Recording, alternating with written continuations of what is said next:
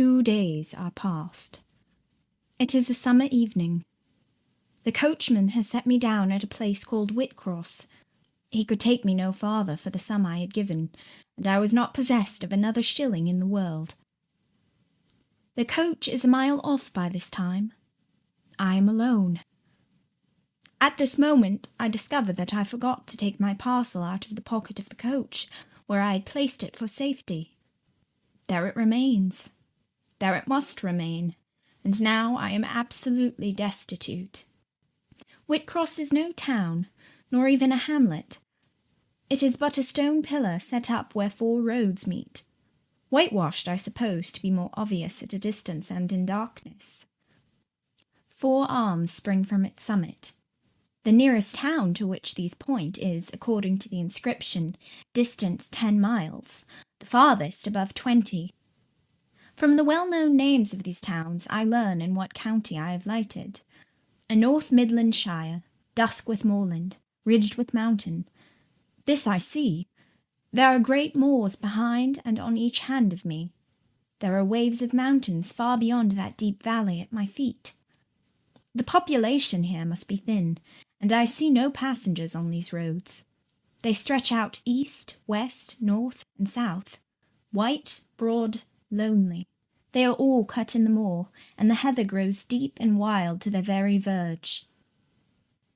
Yet a chance traveller might pass by, and I wish no eye to see me now. Strangers would wonder what I am doing, lingering here at the signpost, evidently objectless and lost.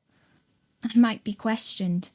I could give no answer but what would sound incredible and excite suspicion. Not a tie holds me to human society at this moment. Not a charm or hope calls me where my fellow creatures are.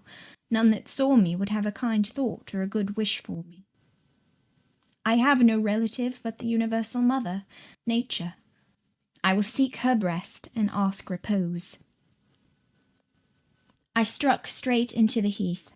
I held on to a hollow I saw deeply furrowing the brown moorside. I waded knee-deep in its dark growth. I turned with its turnings, and finding a moss-blackened granite crag in a hidden angle, I sat down under it. High banks of moor were about me. The crag protected my head. The sky was over that. Some time passed before I felt tranquil even here. I had a vague dread that wild cattle might be near, or that some sportsman or poacher might discover me. If a gust of wind swept the waste, I looked up, fearing it was the rush of a bull. If a plover whistled, I imagined it a man. Finding my apprehensions unfounded, however, and calmed by the deep silence that reigned as evening declined at nightfall, I took confidence. As yet I had not thought, I'd only listened, watched, dreaded. Now I regained the faculty of reflection. What was I to do? Where to go? Oh, intolerable questions, when I could do nothing and go nowhere, when a long way must yet be measured by my weary, trembling limbs before I could reach human habitation, when cold charity must be entreated before I could get a lodging, reluctant sympathy importuned, almost certain repulse incurred before my tale could be listened to, or one of my wants relieved. I touched the heath. It was dry and yet warm with the heat of the summer day. I looked at the sky. It was pure. A kindly star twinkled just above the chasm ridge. The dew fell, but with propitious softness. No breeze whispered. Nature seemed to me benign and good. I thought she loved me, outcast as I was, and I, who from man could anticipate only mistrust, rejection, insult, clung to her with filial fondness. Tonight, at least, I would be her guest, as I was her child. My mother would lodge me without money and without price.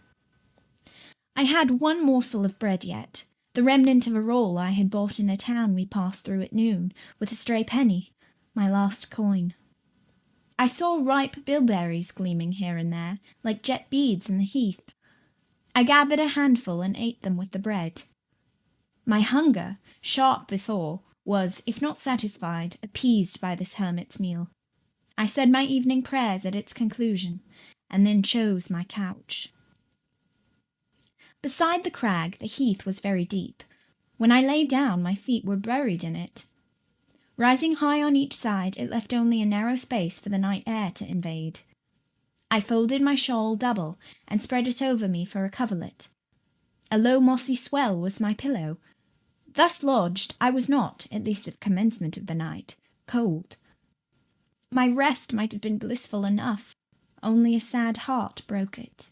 It plained of its gaping wounds, its inward bleeding, its riven cords. It trembled for Mr. Rochester and his doom. It bemoaned him with bitter pity. It demanded him with ceaseless longing, and impotent as a bird with both wings broken, it still quivered its shattered pinions in vain attempts to seek him.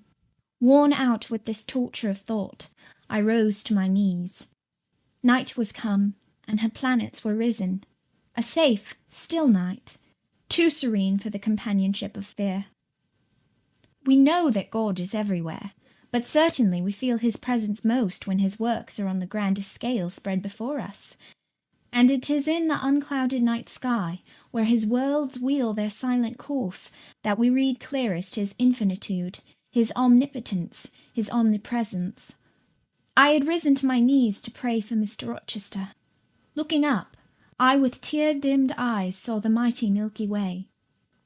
Remembering what it was, what countless systems there swept space like a soft trace of light, I felt the might and strength of God. Sure was I of his efficiency to save what he had made. Convinced I grew that neither earth should perish, nor one of the souls it treasured. I turned my prayer to thanksgiving. The source of life was also the saviour of spirits. Mr. Rochester was safe, he was God's, and by God would he be guarded. I again nestled to the breast of the hill, and ere long in sleep forgot sorrow. But next day want came to me pale and bare. Long after the little birds had left their nests, long after bees had come in the sweet prime of day to gather the heath honey before the dew was dried, when the long morning shadows were curtailed and the sun filled earth and sky, I got up and I looked round me. What a still, hot, perfect day! What a golden desert this spreading moor! Everywhere sunshine! I wished I could live in it and on it.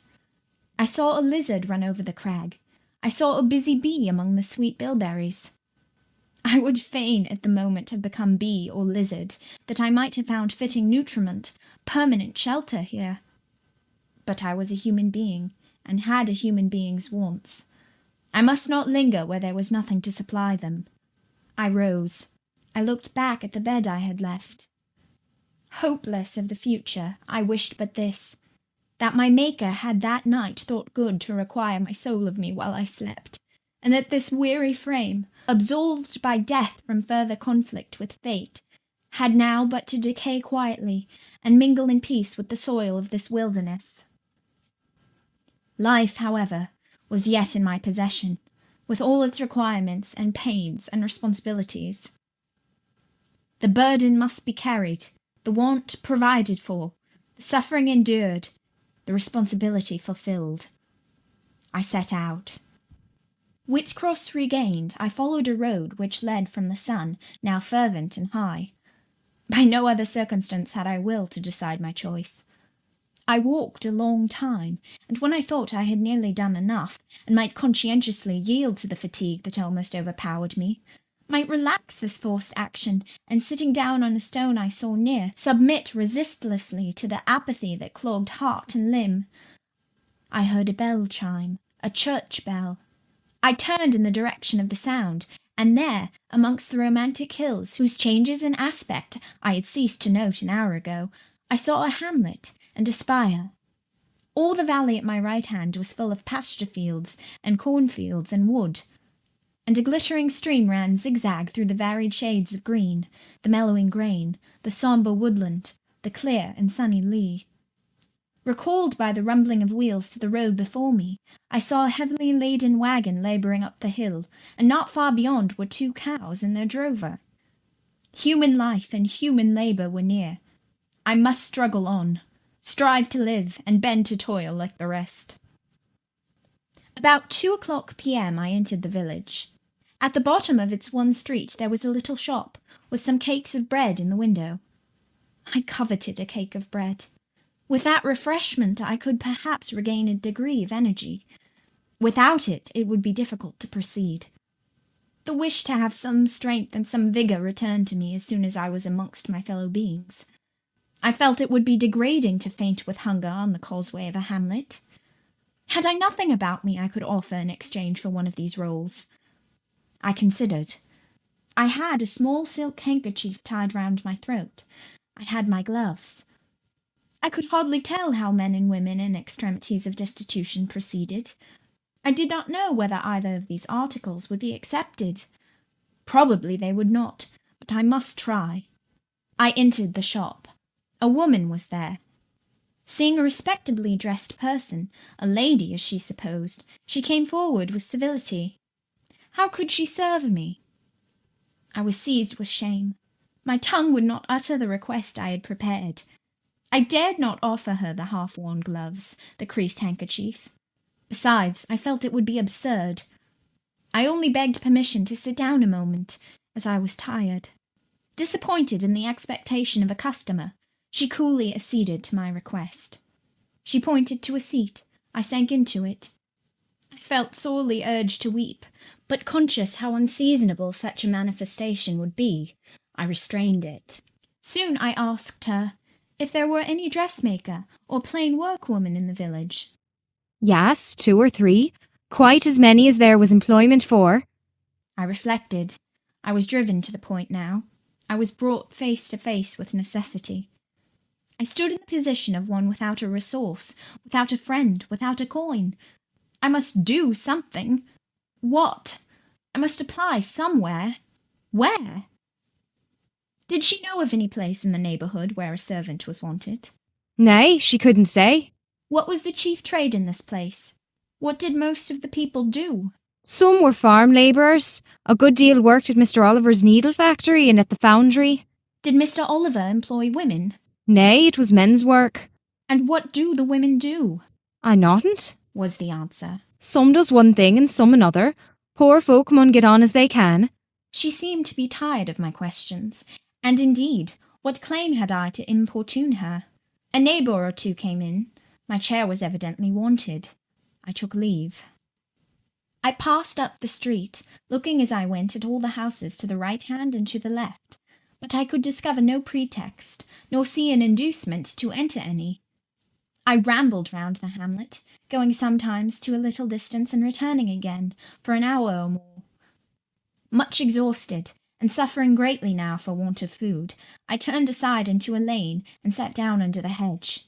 Ere many minutes had elapsed, I was again on my feet, however, and again searching something, a resource, or at least an informant.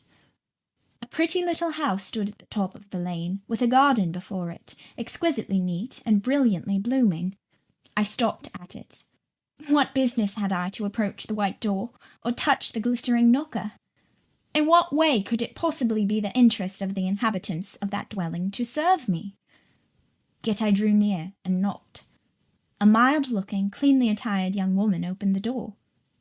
In such a voice as might be expected from a hopeless heart and fainting frame, a voice wretchedly low and faltering, I asked if a servant was wanted here. No, said she. We do not keep a servant. Can you tell me where I could get employment of any kind? I continued. I am a stranger, without acquaintance in this place. I want some work, no matter what.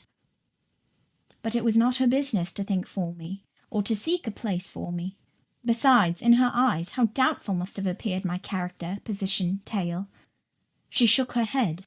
She was sorry she could give me no information. And the white door closed, quite gently and civilly, but it shut me out. If she had held it open a little longer, I believe I should have begged a piece of bread, for I was now brought low. I could not bear to return to the sordid village, where besides no prospect of aid was visible.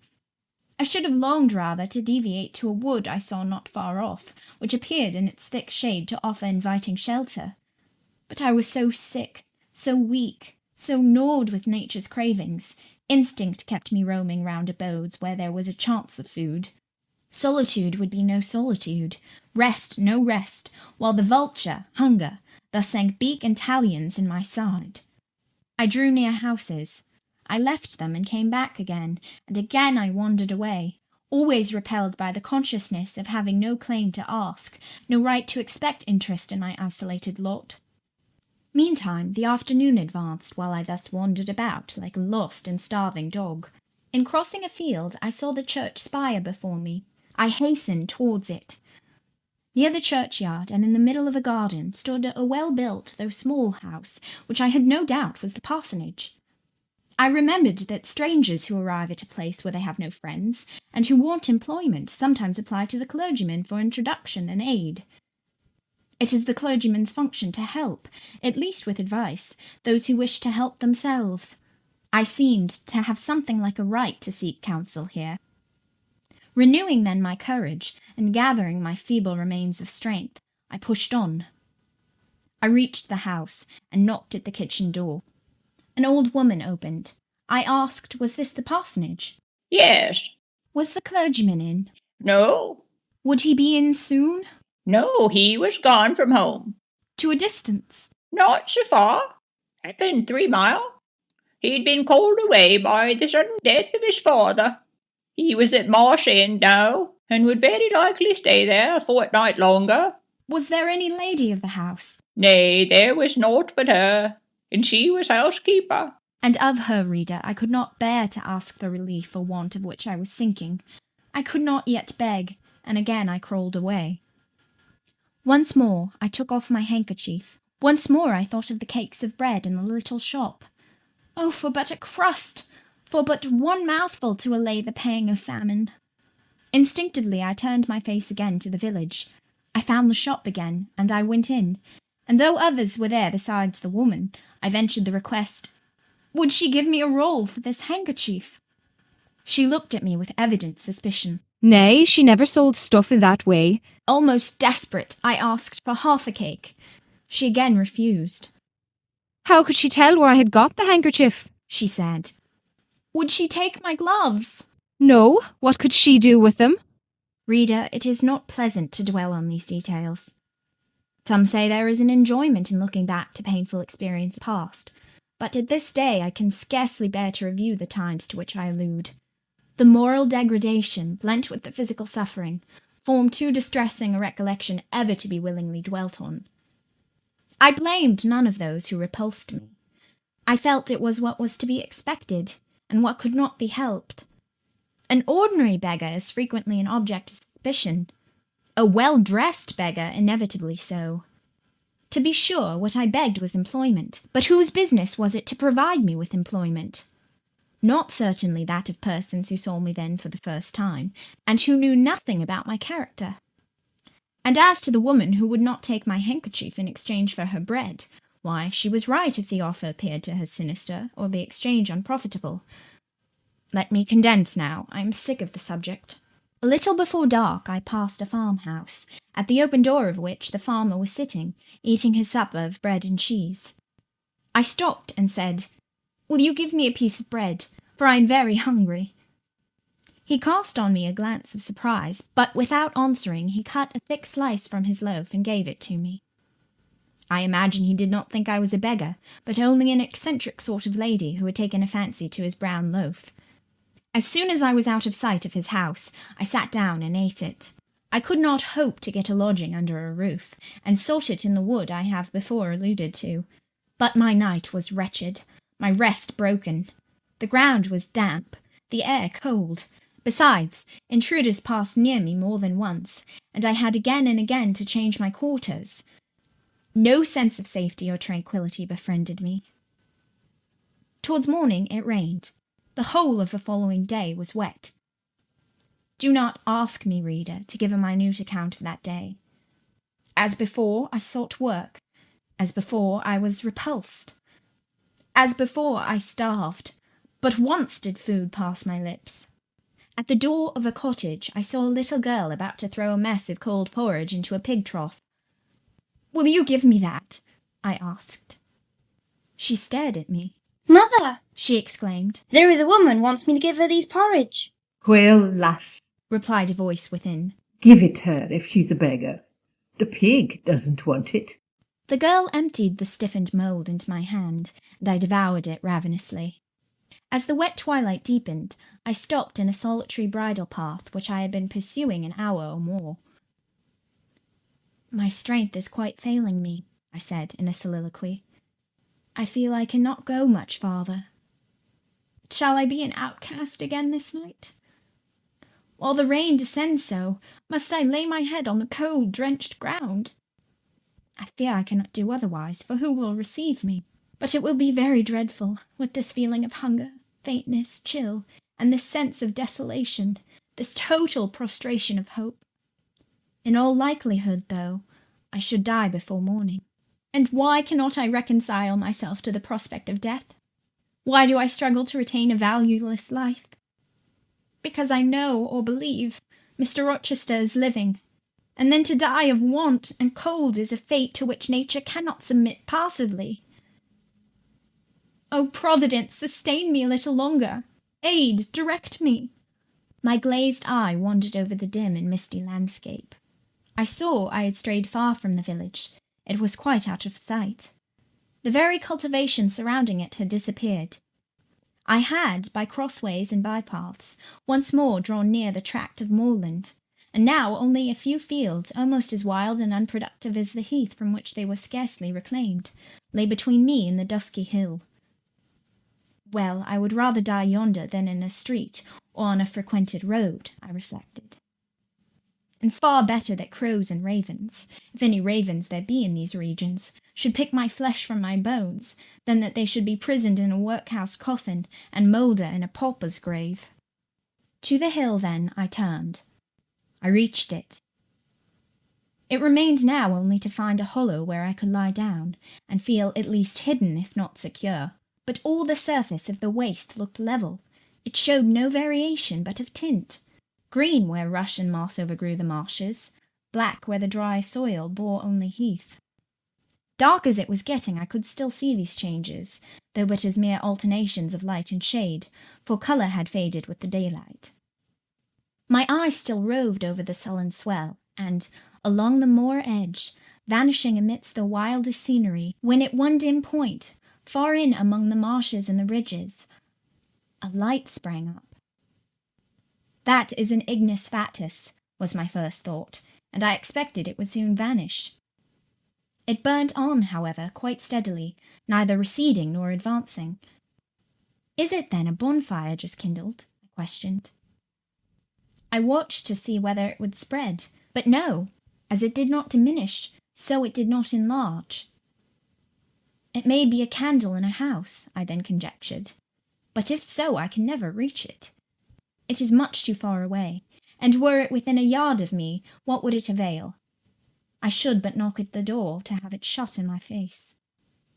And I sank down where I stood, and hid my face against the ground.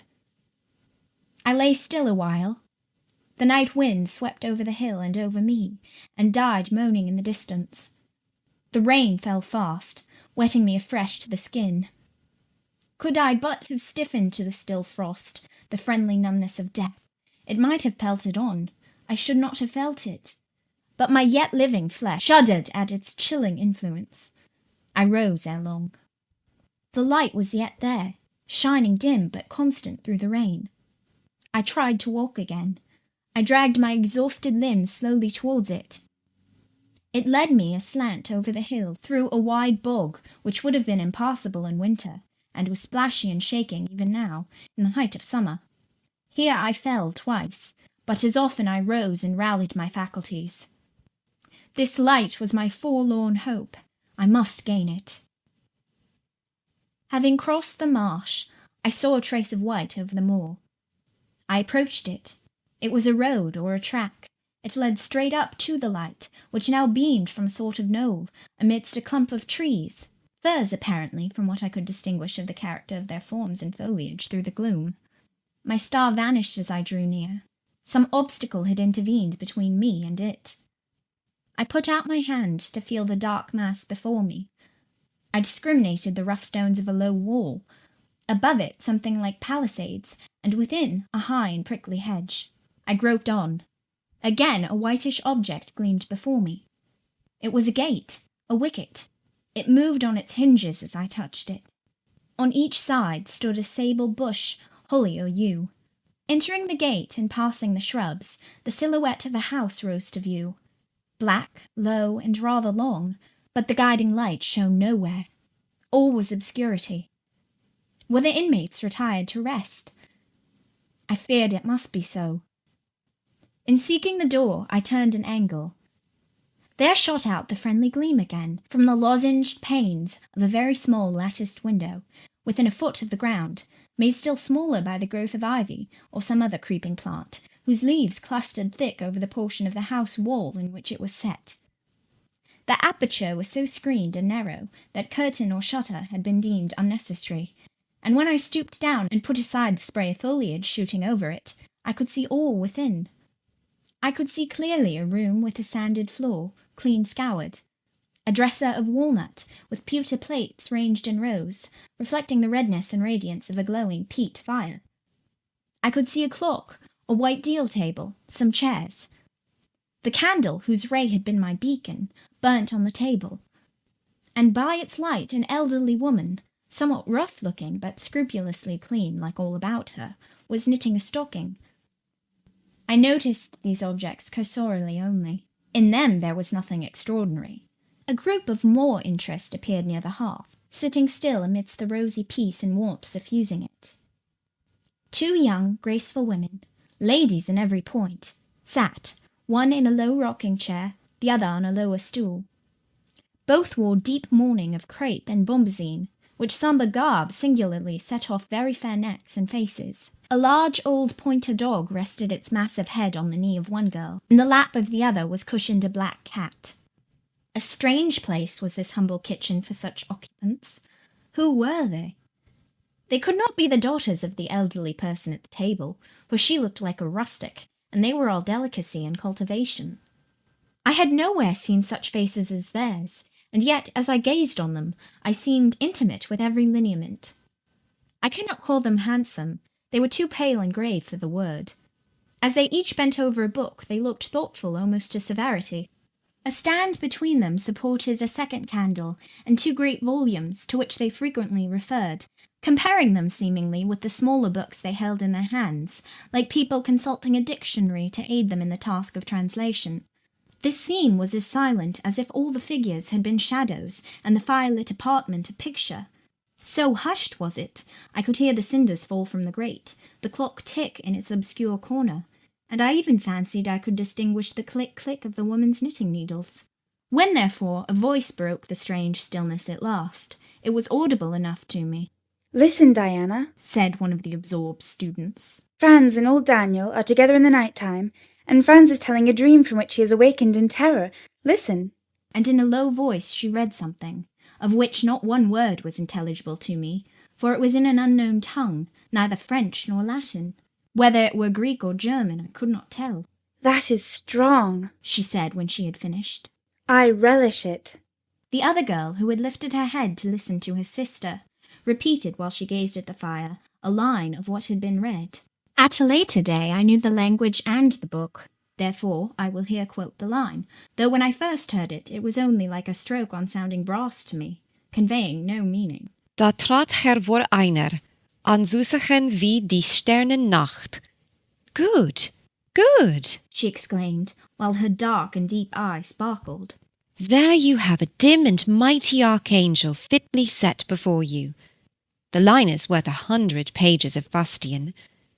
Ich wage die Gedanken in der Schale meines Zornes und die Werk mit dem Gewichte meines Grimms. I like it. "Is there any country where they talk in that way?" asked the old woman, looking up from her knitting. Yes, Hannah, a far larger country than England, where they talk in no other way. "Well, for sure case, I know how they can understand one t'other. And if either of ye went there, you could tell what they said, I guess?" We could probably tell something of what they said, but not all, for we are not as clever as you think us, Hannah. We don't speak German, and we cannot read it without a dictionary to help us. "And what good does it do you?" We mean to teach it sometime, or at least the elements, as they say. and then we shall get more money than we do now. Very like. But give o'er studying, you've done enough for tonight. I think we have. At least I'm tired. Mary, are you? Mortally.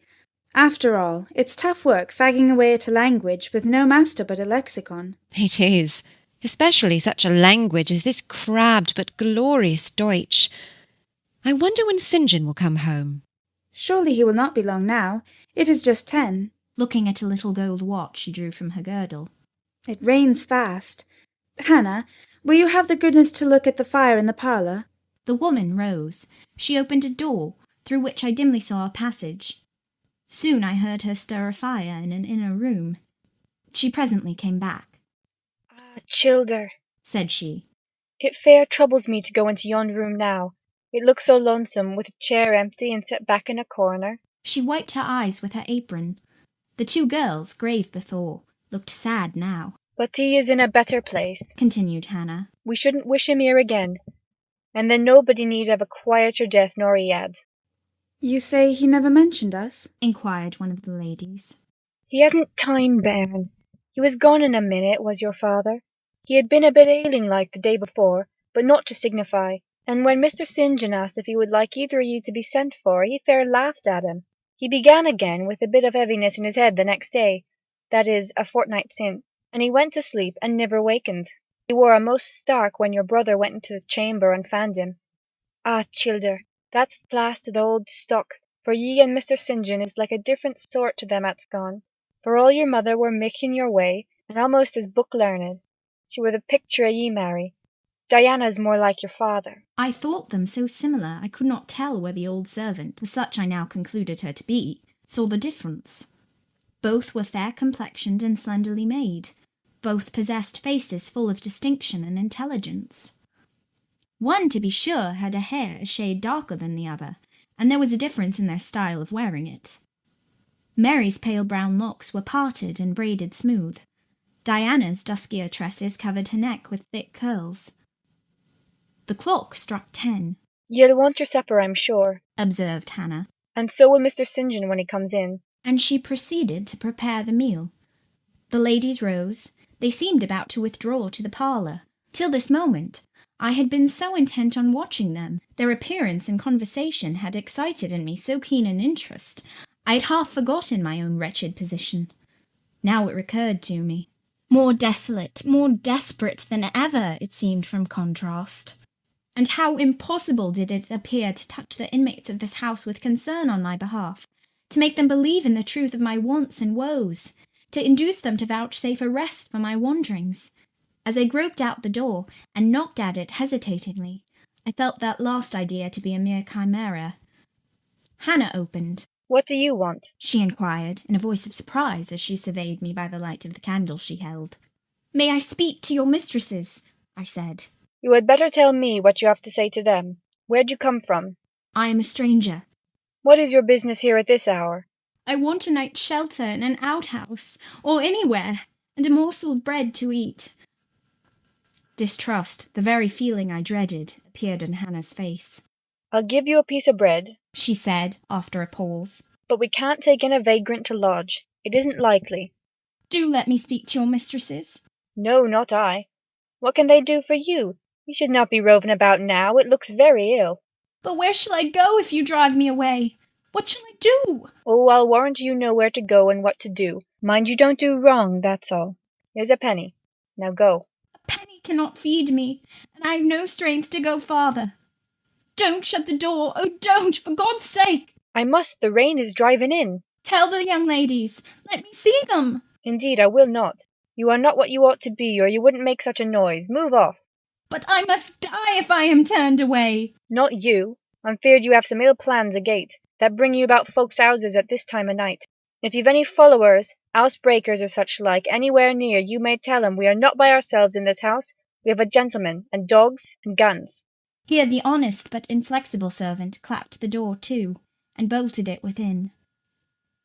This was the climax. A pang of exquisite suffering, a throe of true despair, rent and heaved my heart. Worn out, indeed, I was. Not another step could I stir. I sank on the wet doorstep. I groaned. I wrung my hands. I wept in utter anguish. Oh, this spectre of death! Oh, this last hour approaching in such horror!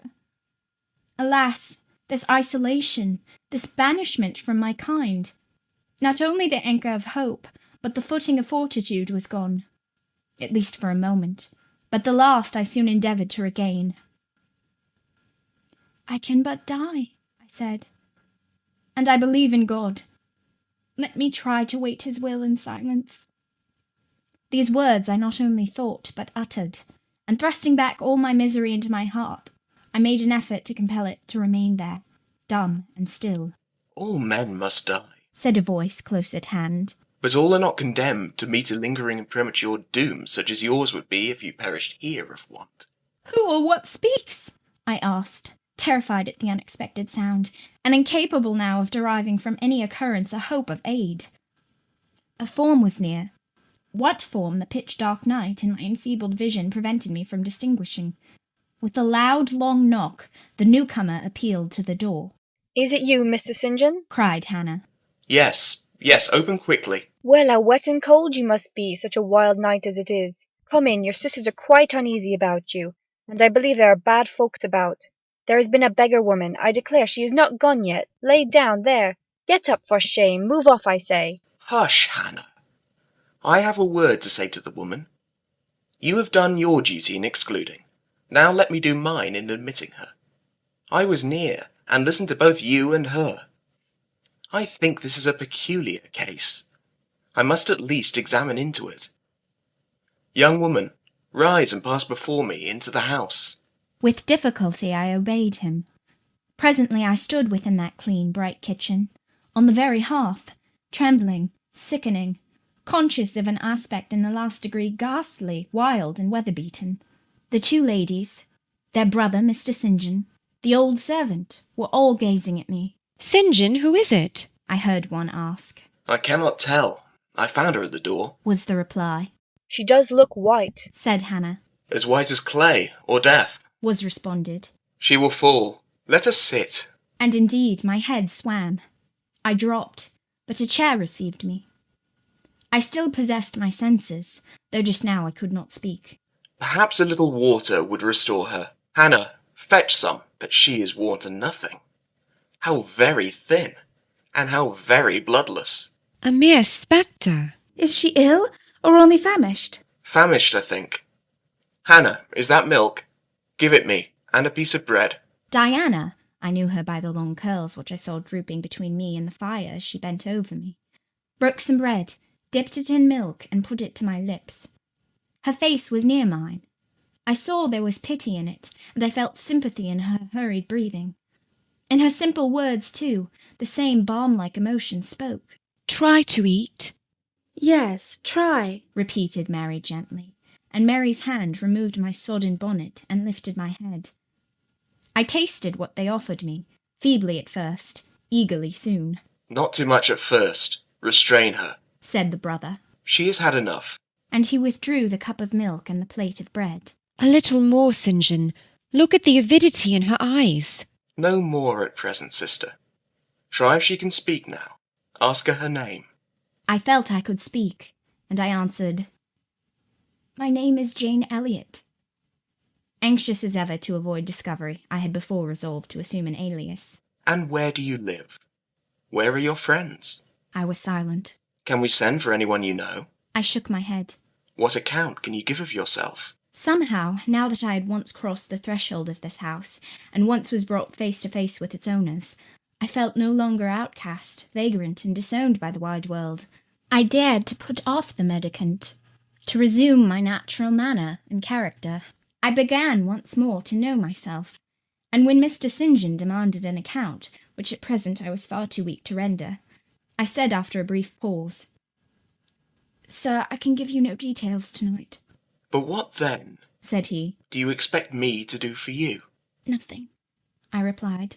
My strength sufficed for but short answers. Diana took the word. Do you mean, she asked, that we have now given you what aid you require, and that we may dismiss you to the moor and the rainy night? I looked at her. She had, I thought, a remarkable countenance, instinct both with power and goodness. I took sudden courage. Answering her compassionate gaze with a smile, I said, "I will trust you. If I were a masterless and stray dog, I know that you would not turn me from your hearth tonight. As it is, I really have no fear. Do with me and for me as you like, but excuse me from much discourse. My breath is short. I feel a spasm when I speak." All three surveyed me, and all three were silent. Hannah, Said Mr. St. John at last. let her sit there at present and ask her no questions. In 10 minutes more, give her the remainder of that milk and bread. Mary and Diana, let us go into the parlour and talk the matter over. They withdrew. Very soon one of the ladies returned. I could not tell which. A kind of pleasant stupor was stealing over me as I sat by the genial fire. In an undertone she gave some directions to Hannah. Ere long, with the servant's aid, I contrived to mount a staircase. My dripping clothes were removed. Soon a warm, dry bed received me. I thanked God, experienced amidst unutterable exhaustion a glow of grateful joy, and slept.